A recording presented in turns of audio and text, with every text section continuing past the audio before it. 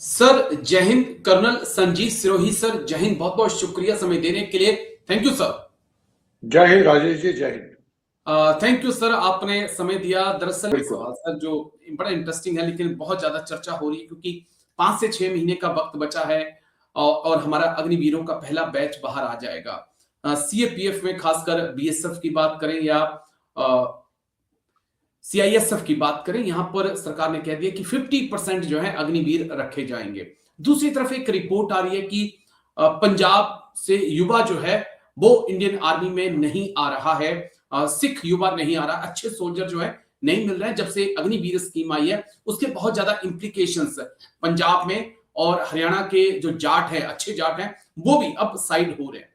ये जो मतलब नेगेटिव इंपैक्ट पड़ा है अग्निवीर स्कीम का, चाहे पंजाब में हो चाहे हरियाणा में हो, इसे आप कैसे देख रहे हैं और क्या फ्यूचर आगे अग्निवीरों का सर आप देख रहे हैं? देखिए राजेश जी, जिस मकसद से फौज ने ये अग्निवीर या आर्म फोर्सेस में अग्निवीर किए थे, वो मकसद ये था कि जो एवरेज एज है एक जवान की, गलवान के बाद ये देखा गया था कि जो वहां पे चाइना के साथ जो हाथापाई हुई थी, उसमें हमारे जवान जो लड़ रहे थे वो 30 साल से ऊपर वाले थे। तो उस समय ये फैसला किया गया कि जो है यंग लोग रखे जाए, वो आए चले जाए, और यंग जो है हमारा यंग ब्लड होना चाहिए फौज के अंदर। और दूसरा जो मेजर कारण था वो ये था कि जो है पेंशन का बिल दिन पे दिन बढ़ता जा रहा था, तो गवर्नमेंट चाहती थी कि पेंशन कम हो, जिससे जो वो बचा हुआ पैसा जो वो मॉडर्नाइजेशन में इस्तेमाल किया जाए। तो इंटेंशन बिल्कुल ठीक थी, लेकिन जब आप ग्राउंड पे जाते हैं, पहली बात तो हमारे यहाँ बेरोजगारी है।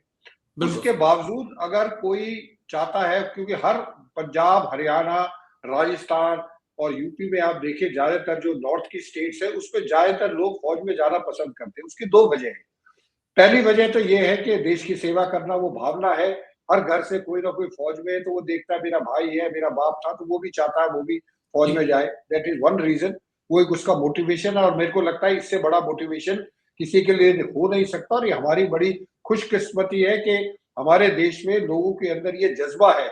अगर बाप का एक बेटा लड़ाई में मारा जाता है तो वो दूसरे लड़के बेटों को भी भेजने के लिए तैयार रहता। ये नहीं कि जी मेरा भी एक बेटा मर गया तो अब मैं फौज में किसी को नहीं भेजूंगा, वो नहीं है। लेकिन अब इसके बावजूद जब इसका इतना जज्बा है, इतना मोराल है, तो मेरा मानना ये है कि फौज को ये जो अग्निवीर लेके आए हैं, इसको जो है नहीं लाना चाहिए था। जो फौजी फौज में आए थे उनका मोटिवेशन, मनोबल इतना ऊपर था जब वो आए थे।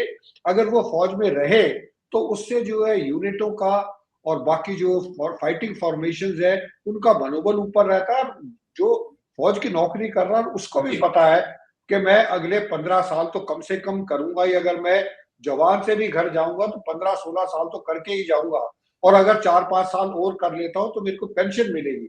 जब मेरे को पेंशन मिलेगी तो मेरे को, मेरे घर वालों को, मेरे बच्चों को मेडिकल फैसिलिटी मिलेगी, कैंटीन की फैसिलिटी मिलेगी, और जो भी एक्स सर्विसमैन की फैसिलिटीज है वो सब मिलेगी।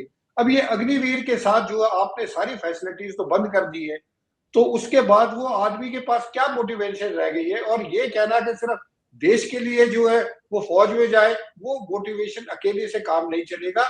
वो जो एक एक्सट्रिंसिक मोटिवेशन होनी चाहिए, जो बाहर से भी आपको कोई ना कोई लालच हो। ये नहीं कि अंदर के जज्बे से ही आदमी लड़ाई लड़ेगा। पेट भरने के लिए उसको खाना भी चाहिए, पैसे भी चाहिए। राजेश जी जी, एक सवाल और, क्योंकि मेरी कुछ युवाओं से बातचीत हो रही थी जो इस वक्त भर्ती की तैयारियां कर रहे हैं, तो मैंने उनसे पूछा कि इंडियन आर्मी में जाने की तैयारियां हैं, क्या आपका इरादा है? कहा कि हम जून और जुलाई का वेट कर रहे हैं। अगर इंडियन आर्मी में कोई चेंज होता है कि भाई 75% को वो परमानेंट करते हैं, तो हम सोचेंगे कि इंडियन आर्मी में जाएं, और अगर नहीं ऐसा होता है तो हम सीएपीएफ का रुख करेंगे। मैंने बोला ऐसा क्यों? बोला अगर 4 साल बाद हमने लौट कर सीएपीएफ में ही जाना है तो क्यों ना हम डायरेक्ट सीएपीएफ में जाएं, ताकि हमें 4 साल की सीनियोरिटी भी मिलेगी। बोला वहां अग्निवीर बनकर आएंगे, फिर यहां पर सर्विस जीरो होगी, वो जो हमारे साथ का होगा वो हमसे 4 साल सीनियर होगा। तो इसका मतलब जो आर्मी में क्रीम जाती थी वो अब सीएपीएफ का रुख करेगी सर आने वाले वक्त में। युवाओं की बात से तो यही लग रहा है। बिल्कुल। देखिए, अगर अग्निवीर आपने की 4 साल, उसके बाद सीएपीएफ में गए, तो आपकी सर्विस तो जब आप सीएपीएफ में जाएंगे तब से काउंट होनी शुरू होगी। अग्निवीर की तो काउंट नहीं होगी। अगर आप जो है अग्निवीर ना होते और आप अगर फौज में रहते, डायरेक्ट रहते और आप पेंशनेबल एज तक पहुंच जाते तो ठीक है। अगर 4 साल भी बाद भी मुझे धक्के खाने हैं, सीएपीएफ में जाऊं, सीआरपीएफ में जाऊं, बीएसएफ में जाऊं, तो आज क्यों ना जाऊं, ठीक है। तो ये सबसे बड़ा, तो मेरे को लगता है ये जो अग्निवीर की स्कीम जो थी, ये उस समय फौज ने इसको एक्सेप्ट नहीं करना चाहिए था। ठीक है, पॉलिटिकल विल थी, इसके कुछ फायदे होंगे, लेकिन ओवर टाइम हमने देखा है इसका नुकसान ज्यादा है, फायदा सिर्फ मॉनेटरी गेन है, बाकी कोई गेन नहीं है गवर्नमेंट की। राजेश। बिल्कुल सर, एक मेजर जनरल साहब के साथ मेरी बातचीत हो रही थी तो साहब ने यही कहा कि पॉलिटिकल अगर चाहते तो कम से कम हमारे जनरल साहब तो ना कर सकते थे, ऐतराज कर सकते थे, लेकिन शायद ऐसा नहीं हुआ। लेकिन शुक्रिया, बहुत बहुत शुक्रिया कर्नल संजीव सिरोही सर, आप आए इस मुद्दे पे बात की। थैंक यू सर, जय Hind, take care sir, thank you, जय हिंद। Thank you sir.